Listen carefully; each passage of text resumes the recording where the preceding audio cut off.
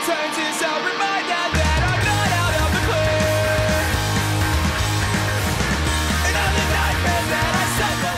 First European tour in, it must be 10 years now. Yeah, it's 3 shows. 3 shows, yeah. How's it been so far? Great. Yeah.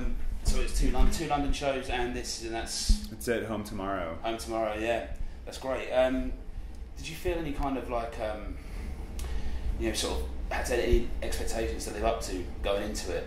No. No. That's it. Was it singing those songs again? Obviously, that were from 15, almost 20 years ago. Yeah. Was the do you feel you have to get back into a certain state of mind to perform them? Not really. It just kind of is part of me. So I know how to do it. I know what it feels like. I know the words. I know the emotions that go into it. It's still a part of my life, and it's easy to access that. That's great. Probably get asked this all the time.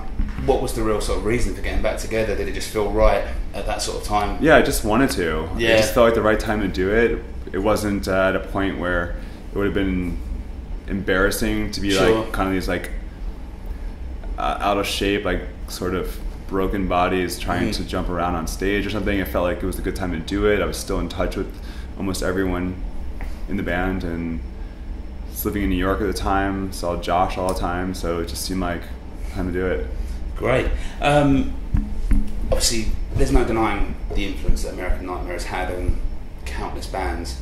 That must be quite humbling. It is. Yeah. Yeah, I mean, when we started doing American Nightmare, there's no thoughts about longevity or any sort of place on a ladder of like punk history or anything like that. And it was just very time and place, and it was very real and not plans, and just kind of worked out. Because there was a lot of bands, I guess, at the time that were sort of more focusing on a lot of sort of tough guy aspects of hardcore. Bands like wasn't really touching on the sort of emotion that you guys were touching.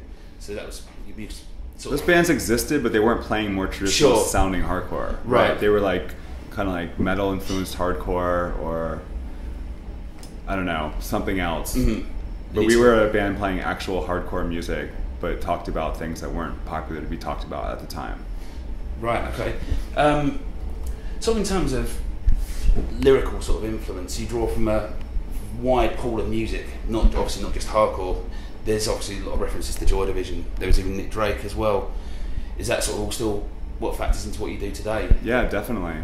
Still my favorite. My favorites from before then were my favorites then and then now. That's great. It's the same. The Smiths, Joy Division, The Cure. Yeah, like UK bands had a big influence on you guys, I take it. Yeah, and I don't really have any emotional connection to the UK at all. I just, a lot of musicians I happen to like come from there, you know.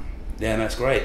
Do you see much sort of in the future for American Nightmare in terms of anything new or more shows? Yeah, I mean, just immediately we have shows till the end of the year, kind of sporadically, and then we talk about making music.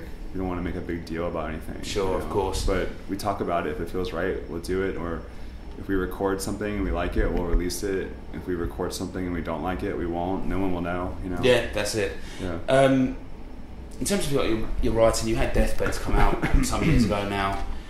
Is there going to be any more sort of like printed works?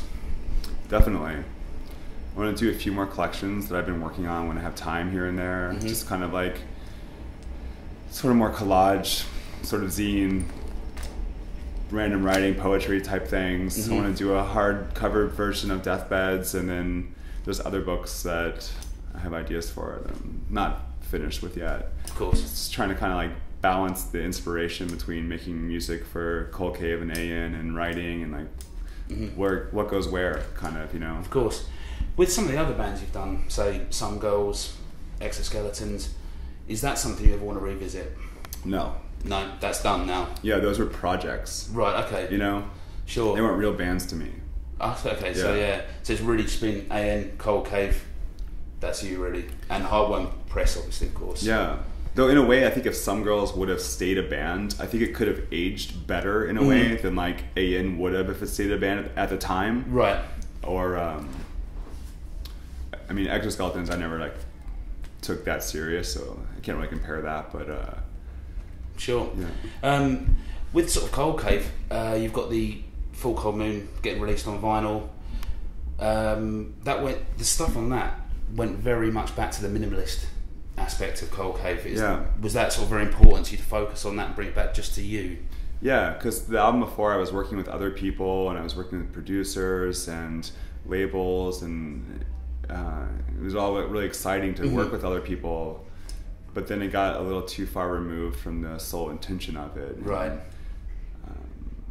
I wasn't living up to my goals. I was like dealing with other people's, so I wanted to just kind of get back to that. And I like that this band is like this project Cold Cave is so like malleable that I can just say, you know what, fuck the label, fuck a band. I'll go play with Amy. We'll do a 2-piece tour now. Maybe next year we'll do a 6-piece, whatever. I like that it can be presented in different variations. That's great. Yeah. You did the arena tour with 9 Inch Nails last year. Was it ever sort of overwhelming at any point facing large sort of scale venues like that? Maybe like these like moments of being overwhelmed were kind of for us in the beginning of the tour when you're just driving into these massive venues and like the sort of Oz-like doors open up and you enter and there's just like, because it was like more like a movie set almost on that tour. It's just huge production, but then you just kind of work your way into it and stay out of the way, and then playing the show is I found it pretty easy actually. Like after the first one we weren't very nervous again, because the way the lights are and stuff, you can't really see that there's 20,000 people there anyway. You kind of see like just the people in the first 2 or 3 rows, and that's great. Do you have any other sort of musical projects apart from Cold Cave and AN at the moment? Not really. I have songs that don't necessarily fit into one of those names yet, but they might eventually. So that's great. So yeah, I mean, in terms of Cold Cave, another new record on the way, because this is a compilation, isn't it? At the moment? Yeah. So is there going to be some new? I think I'm going to release a couple more singles first, and then a record. Through Heart One, will it be? I think so. Yeah. Great. Yeah, that's like so cool. I think just to be like not at anyone's mercy or under their timetable, or you just get to whenever you feel like it. You know, I like that about hip hop guys a lot. Just releasing stuff whenever they want. That's great. I think it's really inspiring. Cool. Was there anyone else you wanted to check out while you're at Groezrock today? I've never seen the Mighty Mighty Boss Tones live. I think that's going to be pretty special. Yeah. I don't know if I'll get around to it, but that is the one thing that's the one in my mind. Yeah. I wish I would have seen. That's great. Yeah. That's about all I've got for you today. Thanks, man. Anything you want to add? We'll be back in London next, somewhat. Cold Cave. I don't know. Yeah, one day. You'll be there. Thank you very much. Yeah, thank you. Thanks.